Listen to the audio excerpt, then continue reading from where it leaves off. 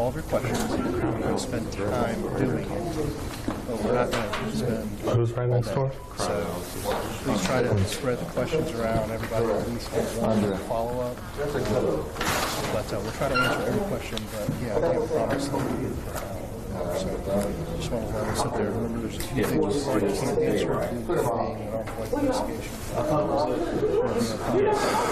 Yeah, I got a couple. Well, you know, the people I was saying already, Hogan, the one that screwed it up, him and Stuart, they're both down in Florida homicide training. Those were the people that were coming. Sorry. Go up to the homicide. You ready? Yep, y'all ready? Good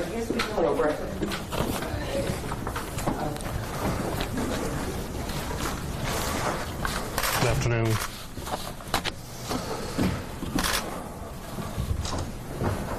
Is everyone ready? Just say your name. Okay, so my name is Major Michael O'Connor. O'Connor spelled O''Connor. And I'm here to provide an update in reference to the missing person, Dr. Timothy Cunningham. So real quick, we'll go over the events on that Monday, February 12th, and kind of give you an idea of where we stood at the end of that day and then what investigative steps we've taken. And then I anticipate you will have a few questions and we'll take those at the end. So Dr. Cunningham is an epidemiologist in the chronic disease unit at the CDC. He last reported to work on Monday, February 12th. While on his way to work at about approximately 07:15, he calls his sister and speaks to her briefly. He arrives at work, and when he arrives at work, he meets with his supervisor, and the purpose of that meeting was to explain a promotion that he did not receive to branch manager. He had been informed the previous Monday that he was not getting the promotion, but the explanation occurred on the morning of the 12th. Shortly after the meeting explaining that, he tells the supervisor that he's not feeling particularly well. He had actually called in sick the 2 previous work days and decides to go home. While going home, the last known phone call that he makes occurs at 09:12 hours, and he calls his mother while traveling home from the CDC, we believe. The call is missed. She does not receive a call, and he does not leave a voicemail. We presume, and I'll explain why we presume, that he drives home from the CDC and his car is parked in the garage at his residence. That's the last time anybody sees or hears from him, is basically at that point. His family tries over a period of time to call him. They don't receive any answer. They then call a relative of the mother's who has a key to the home who goes by to check on the house.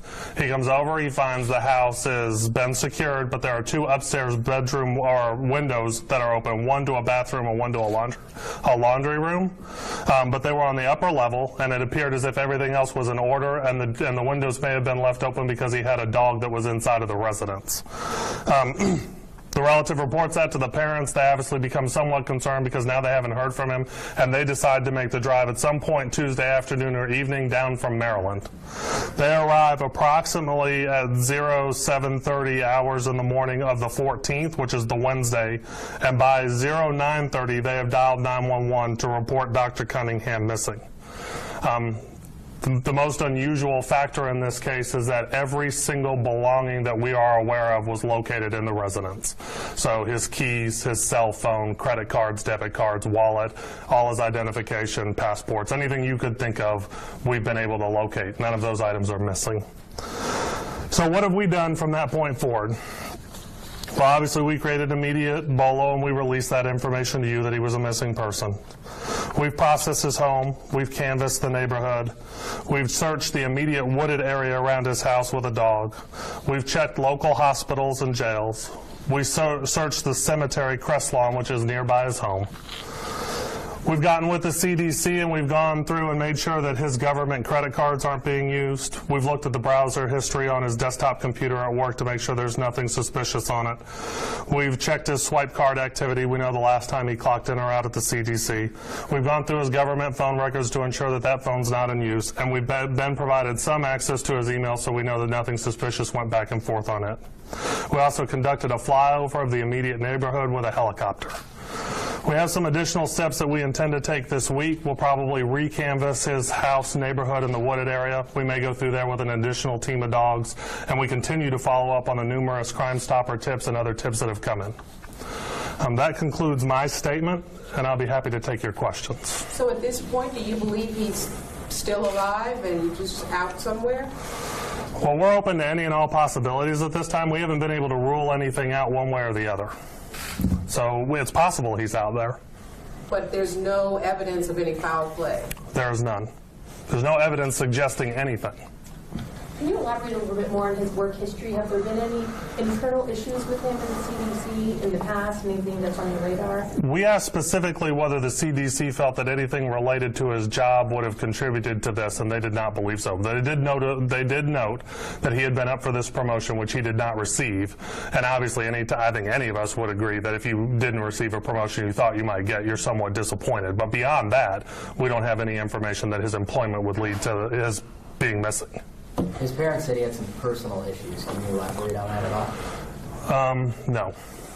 His parents also said he was having problems at work to me. The only thing that we have is this missed promotion. We've talked to several of his coworkers, and they indicated that obviously he was disappointed about this promotion, but we don't have any other indicators that lead like there was some sort of distress at work. What, if anything, did he tell a neighbor about erasing his number from her phone contact list?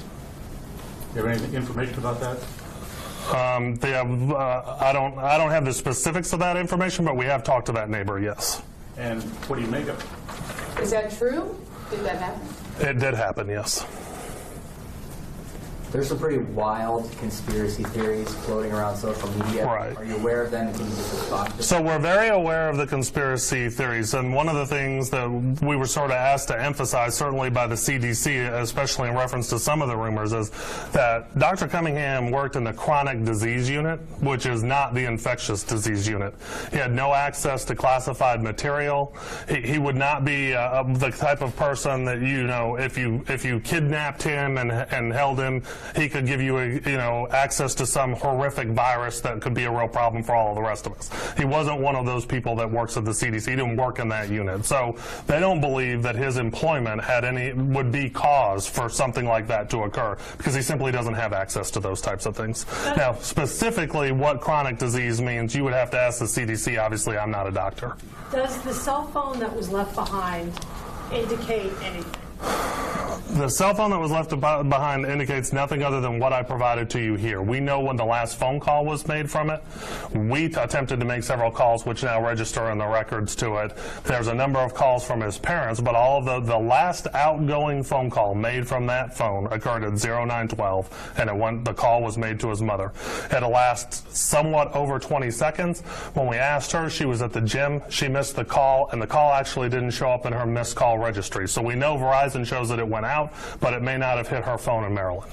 His parents said that he would have never left his dog Bo home alone, but you just mentioned a minute ago that 2 bedroom windows were open upstairs.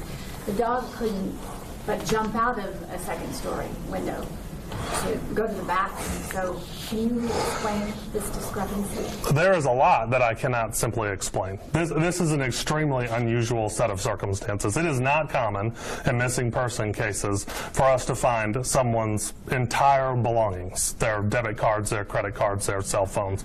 And we deal with missing person cases fairly regularly here. The circumstances of this one, just beyond the fact that he's a CDC employee, but just as a general person, are unusual in that everything that you would need to sustain yourself is at his home. So there's no real explanation for that. We don't have any clues as that goes, because we don't have any information going one way or the other about exactly what happened. Is there any security cameras from CDC and at the house that can actually track when he left? Did he ever go back to the home? CDC is checking cameras now because we wanted to confirm that it was him that gets into his vehicle and drives home. They're not certain that they have cameras that cover the parking deck, but they're checking that for us again now. Beyond that, we have people who actually saw him in the building. He talked to his supervisor. We have him swiping in and out at the building. So, I mean, we have no doubt that he was there that morning and that he told the people that he was leaving. And when he said he was sick, what does that mean? He had a headache, he was throwing up? He just said I don't have anything more specific beyond he told people that he was not feeling well and that he has to leave. Now, he had not gone to work the previous Thursday and Friday, and he had said at that time that he was not feeling well at all. He had called in sick. So he had worked on the 5th when he's first notified that that the promotion that he was expecting wasn't coming. He shows up on the Tuesday and the Wednesday. Then that Thursday and Friday, he calls in sick. He goes through the weekend. He reports back to the CDC on Monday morning. At this time, an explanation of why the promotion didn't occur is provided to him. He says he's not feeling well at that point. He leaves the CDC, we're pretty certain of that, and then he's gone. Did he seek any medical attention for these illnesses? Not that we are aware of. Was he in a relationship? Did he have friends that you've talked to who could shed any light? We have not found someone who says that they were in a relationship with him, but we have talked to a number of his friends and associates. And the last call to the mother is at what time? 0912. In the morning? Yes. 9:12 in the morning. Have there been Yes. periods Go of ahead. time when he hasn't come to work for a few days and not called in? You know, I have not asked that question. I don't believe so. The detective who's handling the case is saying no. And also, I know the police report says that the family says there's no history of mental illness. Are you looking into that still, just to make sure that that's not something part of his history? Yeah, so to be as clear as possible, we're looking at everything currently. So we're looking at every potential avenue that there is. Obviously, if there were a history of mental illness, we'd like to be made aware of that. Have you been able to access his banking account to see if any money was... Yes, we have looked at all of his banking accounts. There's been no activity. And what about his car? Did he drive his personal car to work that day, and then the personal car is still in the driveway? The personal car's in the garage, but yes. So he did come home after work? Well, there's some speculation involved in that because I don't have video of him getting into the vehicle at the CDC and driving himself home. So I can't confirm that that happened, that he did it. The presumption is he made a phone call from his cell phone after he told people he was leaving and his car arrives home. So the presumption is he was the person who got into his vehicle and drove home. Have you checked with Uber and Lyft just to make sure? Yes, we've checked with everybody. So we don't have any record of that. That neighbor that he spoke to, that's the day before. Okay. That's a male neighbor saying, have your wife take my number out of her cell phone. Is that correct? Yes, that's correct. That sounds a little unusual to me. What does that say to you? I actually don't have all the specifics to that. I mean, the circumstances with which you're explaining it obviously sound unusual, but I'll go back and follow up on the information related to that specific incident as soon as this is over with. But as far as having more information than what you've just provided, I don't have it. I can confirm that that did occur. Is there anybody else he asked, take me out of your phone, or is that the only one you're familiar with? That's the only one we're familiar with. His father has said that he is genius level, obviously a master's and a PhD from Harvard University. He also mentioned that that creates a very high stress level. Have you been able to go back and evaluate his college, his undergrad, master's, PhD, like a psychological profile? I would presume that the CDC, when you're hired as a government employee, you undergo all that kind of testing. Have you been able to look at those records? I mean, we haven't done anything like what you just described. Obviously, we're aware of what the institutions he graduated from, that he's extremely bright. But as far as creating a psychological profile of him, no, we haven't done that. Do you know why he wasn't promoted to that position? No, we do not. We didn't even ask specifically why not. We just wanted to know what the circumstances were surrounding his last day, and that was the information that we were provided. Did the supervisor tell you what his demeanor was like upon learning he wasn't getting the promotion? Well, I think that it was pretty consistent that he was definitely upset. He told several coworkers that he was and that he was expecting this promotion. So we don't have any doubt that he was upset that he didn't receive the promotion. But the question we did ask the CDC specifically is, do you believe anything related to his employment contributed to him being missing? And beyond not receiving this promotion, there was nothing else that they have indicated to us. And we've been in contact with it. We've talked to them several times today. So we're having no problem getting cooperation from the CDC, and they've been very forthcoming and helpful with everything we've requested. So to this point, we have no reason to believe that his employment at the CDC has any bearing on the fact that he is missing, beyond the fact that it makes the case interesting out in the public. But when someone is an overachiever who's at a Harvard level and they get that kind of a blow to their whole psyche, oh, you're not getting promoted to lieutenant or whatever the rank is, Do you think this guy could have committed suicide? I'll go back to my previous statement that said that we are looking at every available possibility and we've ruled nothing out. Guys, one or two more questions. So what do you do now? Like, what is your next step? Because you don't believe foul play is involved, so how do you continue this investigation? I think you're mischaracterizing what I've said. I never said that we don't believe foul play is involved. You're showing that. There you go. Well, we just simply have no evidence to show that foul play is involved. We haven't ruled that out as a possibility. What are the next steps? We're going to do the canvas that I explained to you. And we have approximately 22 to 25 tips, either through Crime Stoppers or through people just emailing or calling us, that we need to sort through. We're eliminating those as we go, but we still have ones to work on. We'll continue to follow that up. We have near unprecedented media coverage for a missing person in the city. So we are hoping that this level of media coverage will generate further tips or information that will help us find Dr. Cunningham. And that's really what we're hoping for here. Was he under investigation by any agency that you're aware of? None that we're aware of. When is your canvas? We're trying to coordinate that with the dog team, so as soon as we can get that done, we'll do it. But I mean, today, tomorrow. His remarks made by his family, obviously grief-stricken family right now, are they helping or hurting this case? Because there seems to be a little bit of misinformation out there. Well, I think, they're doing the very best that they can. This has got to be very traumatic for them. I would never say that they're not helping our case unless they were actively working against us, and they're not doing that. Thank you. Thank you, guys. Appreciate it. Thank you. Get your mic.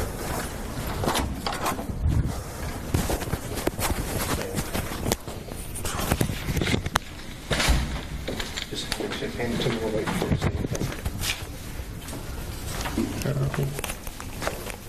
Thank you. You did a great job. Thanks, bud.